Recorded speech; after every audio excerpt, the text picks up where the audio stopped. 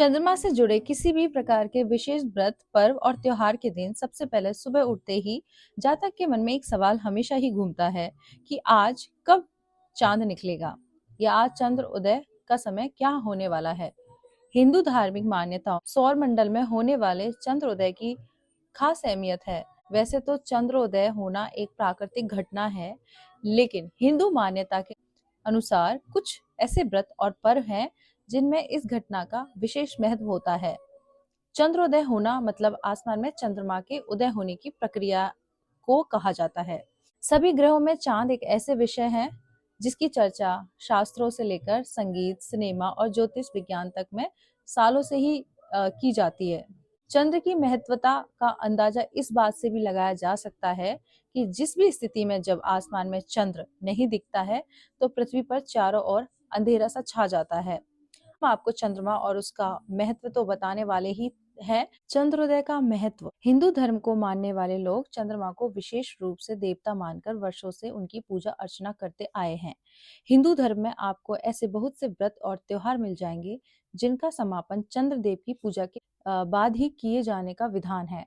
ऐसे व्रत त्योहार के दिन खास तौर से लोग इस बात को लेकर बेहद उत्सुक रहते हैं कि आज चांद कब निकलेगा। चंद्रमा से जुड़े व्रत त्योहार के दिन चंद्र की पूजा होने के बाद ही उस त्योहार या व्रत समापन किया जाता है।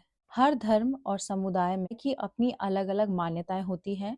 हिंदू धर्म के अलावा इस्लाम धर्म में भी चंद्र निकलने के समय का खास महत्व होता है। इस्लाम में खास तौर में रमजान और ईद के दिन चांद निकलने के समय का विशेष ध्यान रखा जाता है और उसके अनुसार ही रमजान के दिनों में व्रत रोजा खोलने की प्रक्रिया की जाती है। इसी प्रकार से ईद के दिन भी चांद निकलने के बाद ही इस त्योहार को मनाया जाता है। इसीलिए इस्लाम धर्म के अनुयायी भी इसी प्रतीक्षा में रहते हैं आज चांद कब निकलेगा। चंद्रोदय समय से जुड़े महत्वपूर्ण व्रत और पर्व, चलिए जानते हैं इसके बारे में। हिंदू धर्म में पौराणिक काल से ही चंद्रमा को देवता के रूप में पूजा जाता रहा है।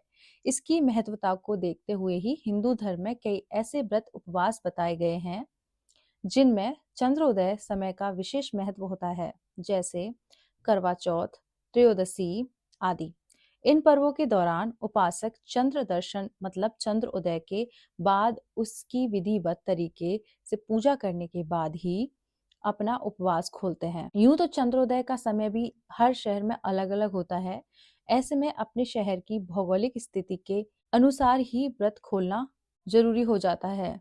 इसके अलावा कुछ पर्व और त्योहारों ऐसे भी होते हैं जिसे मनाने के लिए हिंदू पंचांग में चंद्रोदय के समय पड़ने वाली तिथियों को और योग को ज्यादा महत्व दिया जाता है, जिसकी मदद से चंद्रोदय के अनुसार ही हर पर्व और त्योहार की तिथियों को निर्धारित किया जाता है। आइए जानते हैं उन पर्व और त्योहारों के बारे में चंद्रोदय का खास महत्व होता है। करवा चौथ। हिंदू धर्म में करवा चौथ का व्रत सुहागिन स्त्रियों द्वारा अपने पति की लंबी उम्र के लिए रखा जाता है। इस दिन सभी महिलाएं सूर्योदय से पूर्व ही स्नान आदि कर 16 श्रृंगार करते हुए अपने व्रत की शुरुआत करती हैं। इस दौरान वो पूरे दिन निर्जला व्रत रखने के पश्चात रात को चंद्रोदय के बाद सबसे पहले चांद की पूजा कर अपने पति का चेहरा देखती हैं और उसके बाद ही अपना व्रत खोलती हैं।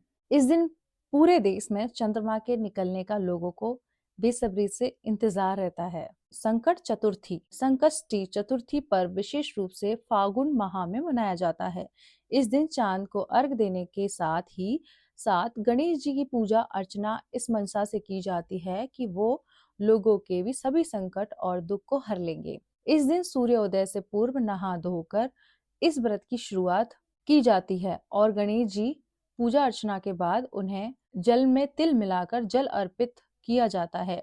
पूरे दिन व्रत रखने के बाद शाम को चंद्रोदय के बाद चंद्रमा को अर्घ देने के साथ ही व्रत खोला जाता है। व्रत खोलने के लिए गणेश जी को चढ़ाए गए तिल के लड्डू का ही सेवन किया जाता है। पौष पूर्णिमा। हिंदू धर्म में वैसे तो सभी पूर्णिमाओं को मुख्य माना जाता है, लेकिन पौष पूर्णिमा को विशेष अहमियत दी जाती है। इसका कारण ये है कि पौष पूर्णिमा के दिन पूरे विधि विधान के साथ व्रत रखने का सीधा संबंध मोक्ष प्राप्ति से होता है। ऐसा माना जाता है कि इस दिन व्रत रखने से मोक्ष की प्राप्ति होती है। इस दिन चंद्रमा को अर्घ्य देने के साथ ही साथ सूर्य देव की भी पूजा अर्चना की जाती है।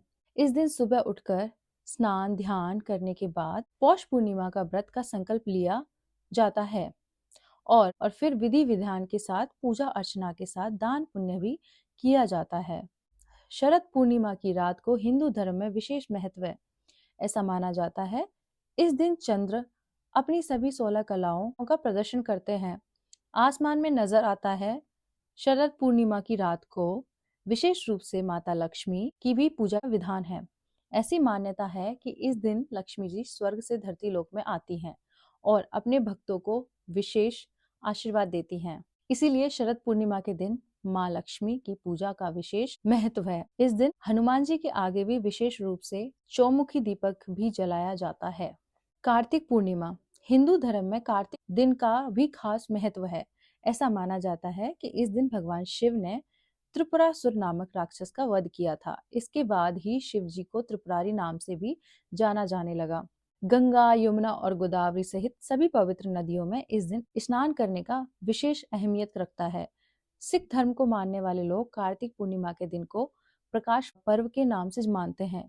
कार्तिक पूर्णिमा के दिन विशेष रूप से पवित्र नदियों में स्नान के बाद व्रत का संकल्प लिया जाता है और ब्राह्मणों को भोजन के साथ ही दान पुण्य का कार्य भी किया जाता है। चंद्रमा का महत्व हमारे जीवन में क्या है, चलिए वो भी जानते हैं।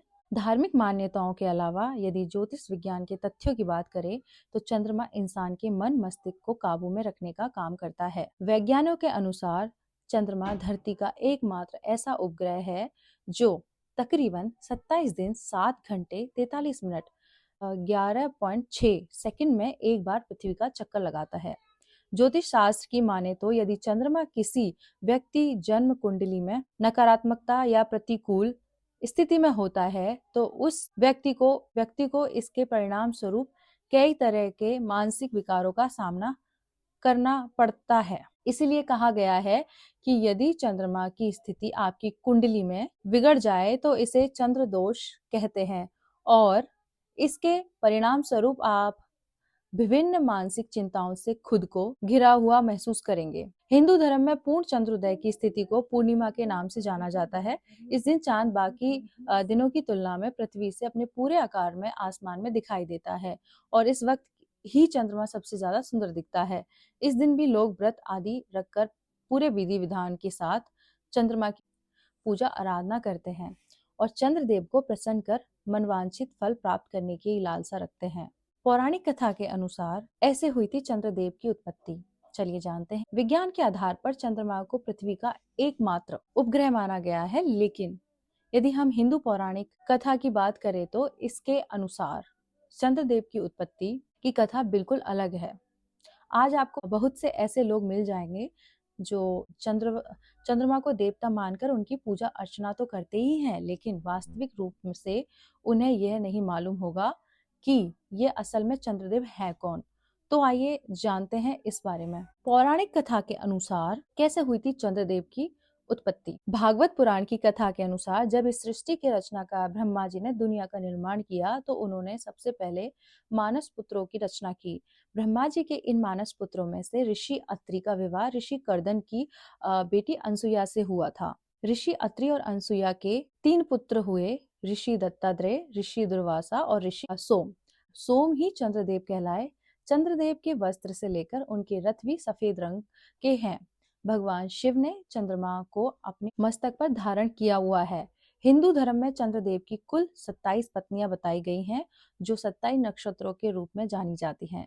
ज्योतिष शास्त्र में चंद्रमा को मुख्य रूप से कर्क राशि का स्वामी माना जाता है और सभी नवग्रहों में चंद्रमा को दूसरा स्थान मिला हुआ है। इस तरह से चंद्रदेव की उत्पत्ति हुई। तो फिर चलिए आइए मेरे साथ बोलिए हर हर महादेव, जय शिव शंभो।